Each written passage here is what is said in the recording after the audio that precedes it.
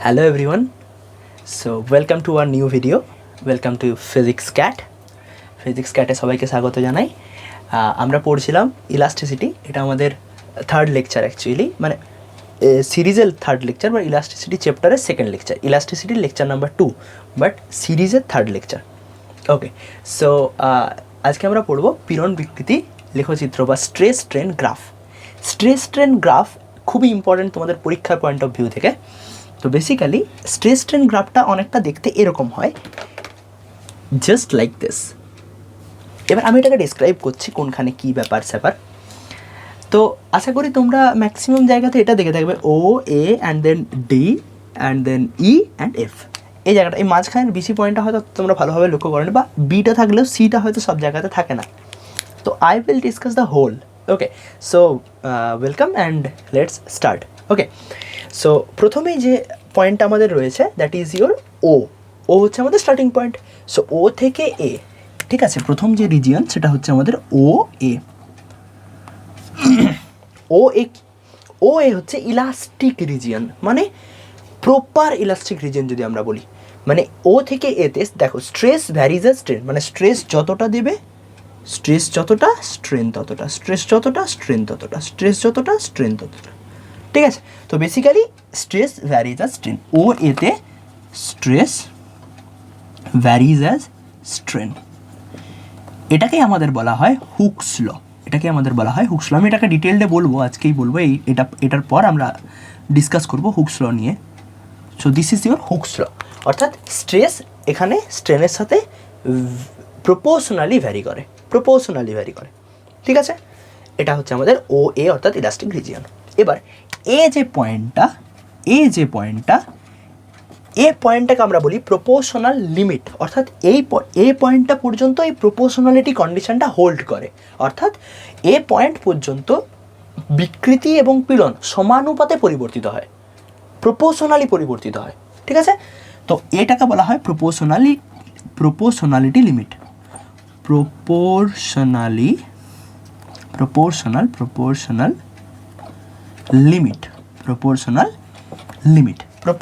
Limit মানে কি? Proportional limit মানে হচ্ছে যেটাকে আমরা বাংলায় বলে থাকি আনুপাতিক সীমা। বাংলায় এটাকে আমরা বলে থাকি আনুপাতিক সীমা, ঠিক আছে। বোঝা গেছে আশা করি ব্যাপারটা, যে এ পয়েন্ট পর্যন্ত ওর প্রপোর্শনালিটি কন্ডিশনটা হোল্ড করবে, অর্থাৎ হুকস ল হোল্ড করবে, তারপর আর হুকস ল হোল্ড করবে না। ইলাস্টিক বিহেভিয়ার থাকবে কিনা আমরা ডিসকাস করছি। আগে বোঝো, এ পয়েন্ট পর্যন্ত ইলাস্টিক বিহেভিয়ারও থাকবে এবং হুকস ল হোল্ডও করবে, অর্থাৎ পীড়ন এবং বিকৃতি আমাদের প্রপোর্শনালি ভ্যারি করবে, সমানুপাতে পরিবর্তিত হবে। ক্লিয়ার। এবার আমরা আসছি A B region. A B বুঝতে পারছি, এ পর্যন্ত গেছি, এবার এ বিতে যাচ্ছি। দেখো এ বিতে কী হচ্ছে না, দেখতেই পাচ্ছ এখানে একটা কার্ভিনেচার চলে এসছে। কার্ভিনেচার মানে কি? কখনোই সমানুপাত নয়। সমানুপাত মানে স্ট্রেট লাইন, ঠিক কথা। মানে ধরো ওয়াই ভ্যারিজ অ্যাজ এক্স, তার মানে আমরা কী লিখতে পারি? Y is equals to m x. এটা হচ্ছে আমাদের সরল রেখা সমীকরণ। আমরা জানি y is equals to m x plus c হয় অ্যাকচুয়ালি। সিটা না থাকলে মূল বিন্দু থেকে স্টার্ট হবে, আর সিটা থাকলে এখান থেকে স্টার্ট হবে একটা সার্টেন জায়গা থেকে, ঠিক আছে। তো y is equals to m x মানে ভ্যারিজেস যদি হয়, অর্থাৎ সমানুপাতে যদি পরিবর্তিত হয় তখন স্ট্রেট লাইন গ্রাফ হয়। যদি স্কোয়ার হয় তখন কি হয়? প্যারাবোলা হয়। জানো তোমরা সেগুলো পরে ম্যাথামেটিক্সে পড়েছো, যাই হোক। তো বেসিক্যালি এখানে দেখতেই পাচ্ছ কার্ভিনেচার চলে এসছে, মানে এখানে আমাদের অবশ্যই বুঝতে পারছি আমরা সমানুপাতে পরিবর্তিত হচ্ছে না। তার মানে আমরা কি বলবো? এবি পয়েন্টে, এবি রিজিয়নে আমাদের ইলাস্টিক বিহেভিয়ার তো দেখাবে, কিন্তু সমানুপাতে পরিবর্তিত হবে না। অর্থাৎ এখানে আমাদের স্থিতিস্থাপকতা থাকবে, কিন্তু হুকস ল মানবে না। বুঝতে পেরেছি? অর্থাৎ পীড়ন বিকৃতি সমানুপাতে পরিবর্তিত হবে না। ক্লিয়ার? পীড়ন বিকৃতি সমানুপাতে পরিবর্তিত হবে না, ঠিক আছে, বোঝা গেছে। কিন্তু যদি বি পয়েন্ট থেকে যদি আমি তুলে নিই পীড়ন বা এক্সটার্নাল ফোর্স, সে কিন্তু পুনরায় ওতেই ফিরে আসবে, অর্থাৎ ইলাস্টিক বিহেভিয়ার দেখাবে বাট হুকস লকে মেনটেন করবে না এবি রিজিয়ানে এ থেকে আবার ইলাস্টিক নেচার মেনটেন করবে, বাট এবি রিজিয়নে ইলাস্টিক নেচার মেনটেন করবে না। এবং বি পর্যন্ত আমার ইলাস্টিক নেচার খতম, বি পর্যন্ত ইলাস্টিক বিহেভিয়ার খতম। ওই জন্য বিকে বলা হয় ইলাস্টিক লিমিট বা স্থিতিস্থাপক সীমা। কি বললাম? বিকে বলা হয় ইলাস্টিক লিমিট বা স্থিতিস্থাপক সীমা। ক্লিয়ার হয়েছে সবার কাছে? মানে বি পয়েন্টের পর আর আমাদের বডিটা কমপ্লিটলি ওতে ফিরে আসতে পারবে না, কিছুটা অ্যামাউন্ট অফ ডিফরমেশন থেকে যাবে, যেটা আমরা বলেছিলাম বস্তু 4 ধরনের হয়, মনে আছে সবার? ইয়েস। সো বি পয়েন্টটাকে আমরা বলছি ইলাস্টিক লিমিট বা স্থিতিস্থাপক সীমা। নেক্সট হচ্ছে আমাদের বি সি রিজিয়ন। বিসি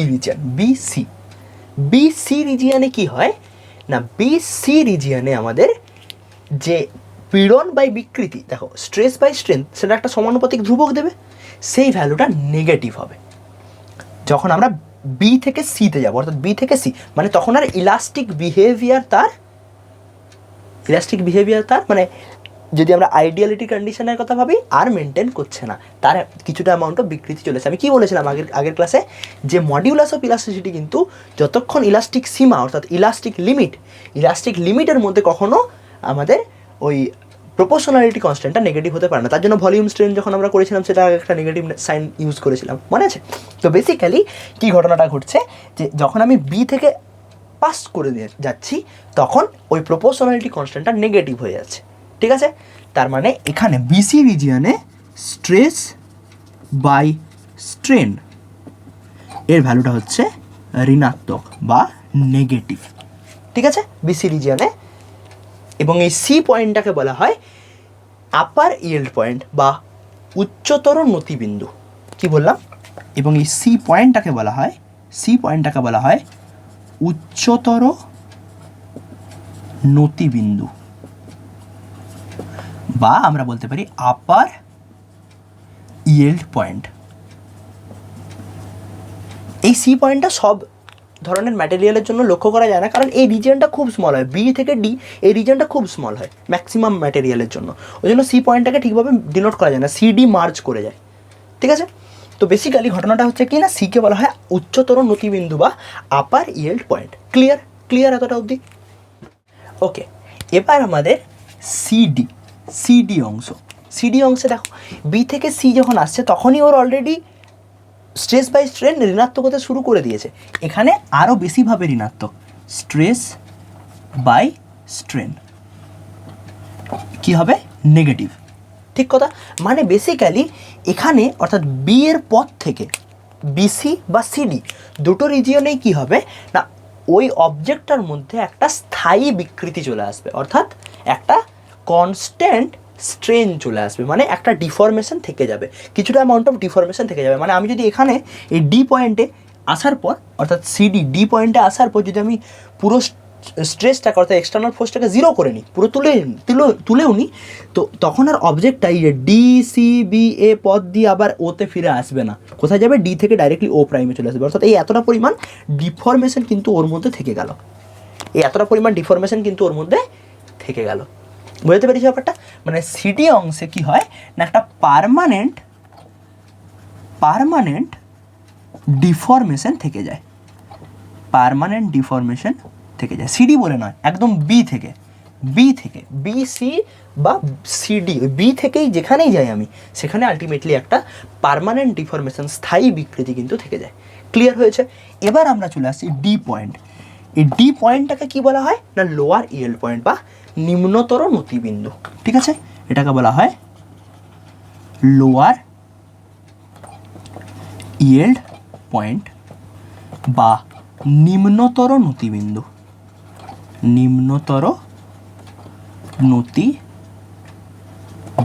আশা করি তোমাদের কাছে ব্যাপারটা ক্লিয়ার হয়েছে।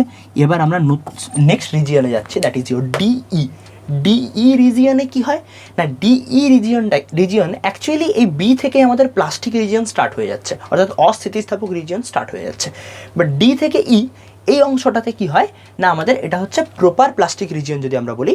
তো বেসিক্যালি এই অংশে যদি আমি পীড়ন নাও দিই, ঠিক আছে, অর্থাৎ সি থেকে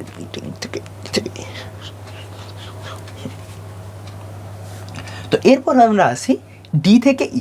ডি থেকে ইতে কি হয় না ডি থেকে ই এ অংশে পীড়ন বাই বিকৃতির ভ্যালুটা সব থেকে কম হয়, অর্থাৎ মডিউলাসের ভ্যালুটা সব থেকে কম হয়, ঠিক আছে, অর্থাৎ স্ট্রেস বাই স্ট্রেন এই যে ভ্যালুটা এটা সব থেকে মিনিমাম হয় এই রিজিয়নে, ডি থেকে ই রিজিয়নে, ঠিক আছে। ডি থেকে ই রিজিয়নে কী হয়, সব থেকে স্ট্রেস বাই স্ট্রেনের ভ্যালুটা সব থেকে মিনিমাম হয়, অর্থাৎ ইলাস্টিক বিহেভিয়ারটা প্রায় টেন্স টু জিরো হয়ে যায়, অর্থাৎ ইলাস্টিক বিহেভিয়ার আর থাকেই না, মানে লিটারেলি জিরো প্রায়, ঠিক আছে, বোঝাতে পেরেছি। এবার এই যে ই পয়েন্ট, ই পয়েন্টটাকে বলা হয় ব্রেকিং পয়েন্ট, মানে ই পয়েন্টের পর আমি যদি কোনোটা বডিকে ই পয়েন্ট পর্যন্ত নিয়ে চলে যাই, মানে বডিটা এরপর ভাঙবে বা ছিঁড়ে যাবে, কিচ্ছু করার নেই, হতেই হবে, ওই জন্য ই পয়েন্টটাকে বলা হয় ব্রেকিং পয়েন্ট। ই পয়েন্টটাকে কী বলা হয়, ই পয়েন্টটাকে বলা হয় ব্রেকিং পয়েন্ট, ব্রেকিং পয়েন্ট। আশা করি সবার কাছে ব্যাপারটা ক্লিয়ার হয়েছে। ই পয়েন্টটাকে বলা হয় ব্রেকিং পয়েন্ট, বাংলাতে বলা হয় সহন সীমা, সহন সীমা, ক্লিয়ার হয়েছে। কিন্তু এই যে যখনই একটা বডিকে ই পয়েন্টে নিয়ে চলে গেলাম, অর্থাৎ অতটা স্ট্রেস দিয়ে নিয়ে চলে গেলাম, এরপর যদি আমি স্ট্রেস নাও দিই বডিটা এতটা রিফর্ম করে যাবে। এটা শুনতে একটু অস্বাভাবিক লাগছে, কিন্তু তোমরা যদি কোনোদিন করে দেখো তাহলে বুঝতে পারবে। যখন একটা গার্ডারকে ধরো টানলে ওর একদম লিমিট অবধি নিয়ে চলে গেলে, অর্থাৎ ই পয়েন্ট অবধি নিয়ে চলে গেলে, তখন তুমি যদি স্ট্রেস নাও দাও ওটা মনে হবে যেন গলে গেছে, ঠিক আছে, কিছুটা অ্যামাউন্ট নিজের থেকেই বেড়ে যাবে। ওটা হচ্ছে ই থেকে এফ রিজিয়ন, ঠিক আছে, ওটা হচ্ছে আমাদের ই থেকে এফ রিজিয়ন। এখানে যদি আমাদের স্ট্রেস জিরো হয়, স্ট্রেস যদি জিরো হয়, that implies strain not equal to zero, মানে একটা সার্টেন অ্যামাউন্ট অফ স্ট্রেন আসবে, ক্লিয়ার হয়েছে। এবার last and final point is your F. এফকে বলা হয় rupture point, rupture point. D E এফকে কী বলা হয়, রাপচার পয়েন্ট, ওখানে বডিটা কমপ্লিটলি ভেঙে যায়, ঠিক আছে, এফ বিন্দুতে বস্তুটা কমপ্লিটলি ছিঁড়ে যায় বা ভেঙে যায়। ক্লিয়ার হয়েছে ঘটনাটা, পুরো ঘটনাটা ক্লিয়ার হয়েছে। আরেকবার আমি সাম আপ করে দিই। ও থেকে এ ইলাস্টিক রিজিয়ন, যেখানে হুকস ল কাজ করে, আমাদের স্ট্রেস ভ্যারিজ অ্যাজ স্ট্রেন। এ থেকে বি কী হয়, স্ট্রেস ভ্যারিজ অ্যাজ স্ট্রেন কিন্তু হয় না, বাট ইলাস্টিক বিহেভিয়ার দেখায়, বি পর্যন্ত ইলাস্টিক বিহেভিয়ার দেখায়, অর্থাৎ বিতেও মানে বি পর্যন্ত আমি যদি যে কোনো একটা পয়েন্টে যদি আমি পীড়নটাকে সরিয়ে নিই তাহলে সে পুনরায় আবার ও বিন্দুতে ফিরে আসবে। বাট বি এর পর থেকে বিসি বা সিডি এই রিজিয়নে আমি যেখানেই চলে যাই, আমি যদি সেখানে পীড়নটাকে জিরো করেও নিই, কী হবে না বডিটা আর এই পুনরায় ওতে ফিরে আসবে না, সামথিং একটা ডিফরমেশনের জায়গাতে চলে আসবে। ধর আমি যদি ডিতে তুলে নিই তাহলে ডি থেকে ও প্রাইম পয়েন্টে আসবে, অর্থাৎ একটা পার্মানেন্ট ডিফরমেশন কিন্তু থেকে যাবে। তারপর এই যে বি এ পয়েন্টটাকে কী বলি, প্রপোর্শনালিটি লিমিট, অর্থাৎ সমানুপাতিক বা আনুপাতিক সীমা। বিকে বলা হয় ইলাস্টিক লিমিট, মানে বি পর্যন্ত আমার ইলাস্টিক বিহেভিয়ার থাকবে, প্রপার ইলাস্টিক বিহেভিয়ার, তারপর আমাদের কী হবে, পার্মানেন্ট একটা ডিফরমেশন থেকে যাবে। সিকে বলা হয় আপার ইএল পয়েন্ট এবং ডিকে বলা হয় লোয়ার ইএল পয়েন্ট। এরপর ডি থেকে ই এই রিজিয়নে কী হয় না স্ট্রেস বাই স্ট্রেনের ভ্যালুটা সব থেকে মিনিমাম হয়। ই পয়েন্টে কী হয়, ব্রেকিং পয়েন্ট, মানে ই পয়েন্টে চলে গেলে অবশ্যম্ভাবী যে বডিটার ডিফরমেশন হবে, মানে ভেঙে যাবে বা আমাদের ছিঁড়ে যাবে, ঠিক আছে। এবার ই পয়েন্টে চলে গেলাম, ই পয়েন্টে গেলে আমি যদি পীড়নকে জিরো করে নিই, স্ট্রেন কিন্তু জিরো নয়, অর্থাৎ বিকৃতি কিন্তু জিরো নয়, কিছুটা অ্যামাউন্টও বিকৃতি হয়ে যাবে, মনে হবে যেন গলে যাচ্ছে ম্যাটেরিয়ালটা, ঠিক আছে, দিয়ে কী হবে, ছিঁড়ে যাবে, ঠিক আছে। এবং এফ পয়েন্টটাকে বলে রাপচার পয়েন্ট, এখানে বডিটা ছিঁড়ে যায়। Clear, this is your whole পীড়ন বিকৃতি লেখচিত্র। আশা করি সবার কাছে ব্যাপারটা ক্লিয়ার হয়েছে। এবার কি হবে না, এবার আমরা এই যে পুরো হোল গ্রাফটা এটাকে দুটো রিজিয়নে আমরা ভাগ করে নেব। অ্যাকচুয়ালি দুটো রিজিয়ন, বাট আরেকটা রিজিয়ন যেটুকু পড়ে থাকবে ওটার কোনো নাম আমরা দেবো না, কারণ ওটা অবশ্যম্ভাবী, ওটা হতেই হবে। ওইখানে পৌঁছে গেলে, অর্থাৎ ই পয়েন্টে পৌঁছে গেলে আর সেই জায়গাতে আমার হাতে কিছু নেই, ওটা ম্যাটেরিয়ালের উপর ডিপেন্ড করছে। তো আমি কি করছি, এটাকে দুটো রিজিয়নে ভাগ করে নিচ্ছি। একটা হচ্ছে ও থেকে বি, একটা বি থেকে ই, এই দুটো রিজিয়নে ভাগ করে নিলাম। কি বললাম, ও থেকে বি একটা রিজিয়ন আর বি থেকে ই একটা রিজিয়ন, এই দুটো রিজিয়নে আমি ভাগ করে নিলাম, ঠিক আছে। ও থেকে বি যে রিজিয়ন তাকে আমি বললাম ইলাস্টিক রিজিয়ন, অর্থাৎ যতক্ষণ অবধি ইলাস্টিসিটি মেনটেন করবে বডিটা তাকে বলবো ইলাস্টিক রিজিয়ন বা স্থিতিস্থাপক আমাদের অংশ বা রিজিয়ন যা খুশি বলতে পারি। এবং বিইকে আমরা বলবো প্লাস্টিক প্লাস্টিক রিজিয়ন। আশা করি ব্যাপারটা ক্লিয়ার হয়েছে যে ও থেকে বি এতটা পর্যন্ত আমার ইলাস্টিসিটি মেনটেন করছে, ওই জন্য বি পর্যন্ত বলছি আমি ইলাস্টিক রিজিয়ন, এবং বি থেকে ই এই অংশটাকে বলছি আমরা প্লাস্টিক রিজিয়ন। ক্লিয়ার? এবার এর রিলেটেড কিছু শর্ট কোশ্চেন তোমাদের এক্সামে আসে, যেটা আমি তোমাদেরকে বলে দিই যে কিছু কিছু ম্যাটেরিয়াল আছে যাদেরকে বলা হয় ডাকটাইল ম্যাটেরিয়াল বা নমনীয় পদার্থ। কাদেরকে বলা হয় না, যাদের আমাদের প্লাস্টিক রিজিয়নটা অনেকটা বড় হয়, মানে কি আমি এই যে অনেক দূর পর্যন্ত টেনে নিয়ে যেতে পারবো, ঠিক আছে, কিন্তু ভাঙবে না, সে আবার ফিরে বিকৃতি আসবে, বাট সে আবার ফিরে আসবে, ঠিক আছে, তাকে বলবো আমরা ডাকটাইল ম্যাটেরিয়াল মানে নমনীয় পদার্থ। অর্থাৎ মানে যেগুলোকে আমরা মোর ইউজ করে থাকি, মানে মোর স্টেবিলিটির জন্য ইউজ করে থাকি, সেগুলো হচ্ছে আমাদের ডাকটাইল ম্যাটেরিয়াল বা নমনীয় পদার্থ। ঠিক আছে, নমনীয় পদার্থ মানে কি বললাম, যাদের প্লাস্টিক রিজিয়নটা বড়, লার্জ প্লাস্টিক রিজিয়ন,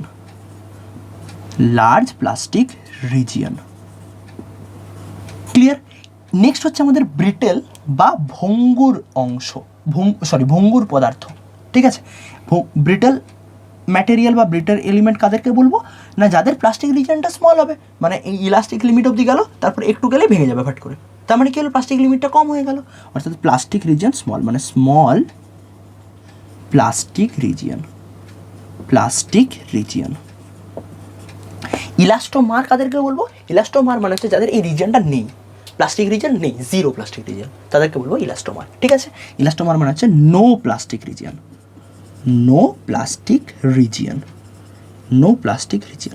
আশা করি ব্যাপারটা ক্লিয়ার হয়েছে। ডাকটাইল ম্যাটেরিয়াল মানে যাদের লার্জ প্লাস্টিক রিজিয়ন, তাদেরকে বলা নমনীয় পদার্থ বা ডাকটাইল ম্যাটেরিয়াল। আচ্ছা, ব্রিটেল এলিমেন্ট বা ভঙ্গুর পদার্থ কাদেরকে বলবো না, যাদের স্মল প্লাস্টিক রিজিয়ন। আর ইলাস্টোমার কাদেরকে বলবো, যাদের কোনো প্লাস্টিক রিজিয়ন নেই, মানে কোন জিরো প্লাস্টিক রিজিয়ন। ঠিক আছে, আশা করি ব্যাপারটা ক্লিয়ার হয়েছে। এবার আমরা লাস্ট টপিকে চলে আসি, that is your Hooke's law. Clear? Okay, so আমাদের লাস্ট টপিক হচ্ছে হুকস ল বা হুকের সূত্র। হুকস ল কি বলছে না, পীড়ন, হুকস ল বলছে পীড়ন ভ্যারিজ অ্যাজ বিকৃতি। কতটা অবধি এইমাত্র আমরা পড়ে এলাম, কতটা অবধি এটা কাজ করবে না, স্থিতিস্থাপক সীমা পর্যন্ত। স্থিতিস্থাপক সীমা। তোমাদের মধ্যে কেউ প্রশ্ন করতে পারো, ও থেকে এ পর্যন্তই তো এটা কাজ করে, তারপর তো কাজ করে না। অ্যাকচুয়ালি এ থেকে বি এর ডিস্টেন্সটা, এ থেকে বি রিজিয়নটা ভেরি স্মল, তার জন্য আমরা ধরে নিই যে স্থিতিস্থাপক সীমা মানে জাস্ট ও থেকে এ বা ও থেকে বি, বিরাট কিছু ডিফারেন্স নয়। ঠিক আছে, তো বেসিক্যালি আমরা জানি কোনখানটা পর্যন্ত কাজ করবে, ও থেকে এ অবধি। ঠিক আছে, ক্লিয়ার? ওকে, সো পীড়ন ভ্যারিজেস বিকৃতি, এটা হচ্ছে আমাদের হুকস ল। অর্থাৎ আমরা যদি বলি তাহলে আমাদের কী বলবো, স্ট্রেস ভ্যারিজেস স্ট্রেন। মানে আমি যদি প্রপোর্শনালিটি সাইনটাকে তুলতে যাই, তাহলে একটা কনস্ট্যান্ট দিয়ে মাল্টিপ্লাই করতে হবে, তার মানে পীড়ন বাই বিকৃতি একটা ইজ ইকুয়ালস টু সামথিং, একটা কিছু কনস্ট্যান্ট। তো আমি বললাম পীড়ন বাই বিকৃতি ইজ ইকুয়ালস টু একটা কনস্ট্যান্ট, যেটাকে আমরা বলি modulus of elasticity. Modulus of elasticity, বা আমরা বলতে পারি স্থিতিস্থাপক গুণাঙ্ক।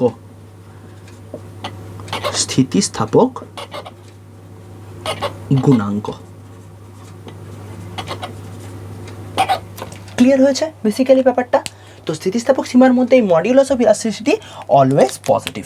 স্থিতিস্থাপক সীমার মধ্যে এটা অলওয়েজ পজিটিভ, অলওয়েজ। বুঝতে পেরেছি ব্যাপারটা? মানে বেসিক্যালি কি হলো, modulus of elasticity is equals to পীড়ন বাই বিকৃতি। ঠিক আছে, modulus of elasticity is equals to পীড়ন বাই বিকৃতি। আমি যদি মডিউলাস অফ ইলাস্টিসিটিকে কে দ্বারা ডিনোট করি, লেটসে, so this K is equals to পীড়ন, আমরা কি দ্বারা ডিনোট করেছিলাম, স্ট্রেস, মনে আছে সবাই, সিগমা আপন বিকৃতি epsilon. This is your modulus of elasticity. K is equals two sigma আপন এপসাইলন। এটা ক্লিয়ার হয়েছে সবার কাছে? এবার এটা একটা নতুন কোয়ান্টিটি আমাদের কাছে, একই রকমভাবে তাহলে আমরা কী করবো, কে এর এসআই ইউনিট কী হবে, কে এর সিজিএস ইউনিট কী হবে, অ্যান্ড কে এর ডাইমেনশন কী হবে, এটা সবাই জানো তো? আমি এতগুলোর ক্ষেত্রে বলা হলো না, এটা সবাই জানো তো যে এটা মানে একটা single bracket and then SI মানে হচ্ছে এসআই ইউনিট। ঠিক আছে, ওকে। তো বেসিক্যালি এসআই ইউনিট কী হবে বলো, এই মাত্র পড়ে এসেছি আমরা, এপসাইলন এর কোনো ইউনিট নেই, ডাইমেনশনও নেই, তাহলে বেসিক্যালি কে এর ডাইমেনশন কী হবে, সিগমার ডাইমেনশন। কে এর ইউনিট কী হবে, সিগমার ইউনিট, তার মানে বেসিক্যালি এসআই ইউনিট কী হয়ে যাবে, newton per metre square or pascal. And সিজিএসের জন্য কি হয়ে যাবে একই রকমভাবে dyne per centimetre square. And K dimension কী হয়ে যাবে একই রকমভাবে M L to the power -1 বা L inverse and T inverse 2। That's all, that's our Hooke's law, যেখান থেকে আমরা কি পাচ্ছি না একটা স্থিতিস্থাপক গুণাঙ্ক যেটা কি না পীড়ন এবং বিকৃতির অনুপাত। ক্লিয়ার? এবার ডিফারেন্ট টাইপস অফ স্ট্রেস আছে, ডিফারেন্ট টাইপস অফ স্ট্রেন আছে, তাদের জন্য ডিফারেন্ট টাইপস অফ মডিউলাস পাবো। ক্লিয়ার কিনা? যেটা আমরা পরের ভিডিওতে পড়বো। অর্থাৎ যদি আমি বলি অনুদৈর্ঘ্য পীড়ন বা অনুদৈর্ঘ্য বিকৃতি, অর্থাৎ longitudinal stress by longitudinal strain, সেই মডিউলাসের একটা নাম আছে যেটাকে আমরা বলি ইয়ং গুণাঙ্ক বা ইয়ং মডিউলাস। এবার ধরো volume stress by volume strain হলো, অর্থাৎ আয়তন পীড়ন বা আয়তন বিকৃতি, তার একটা নাম আছে যেটাকে আমরা বলি কি বাক মডিউলাস বা আয়তন স্থিতিস্থাপক গুণাঙ্ক। এবার যদি এটা হয়ে যায় shearing stress by shearing strain, তার জন্য যে মডিউলাস তাকে বলি আমরা কি রিজিডিটি মডিউলাস। ক্লিয়ার? আসবো এই সবগুলো নিয়ে পরের দিন আমরা ডিসকাস করব। আজকের জন্য এতটাই। Thank you so much. Like and subscribe.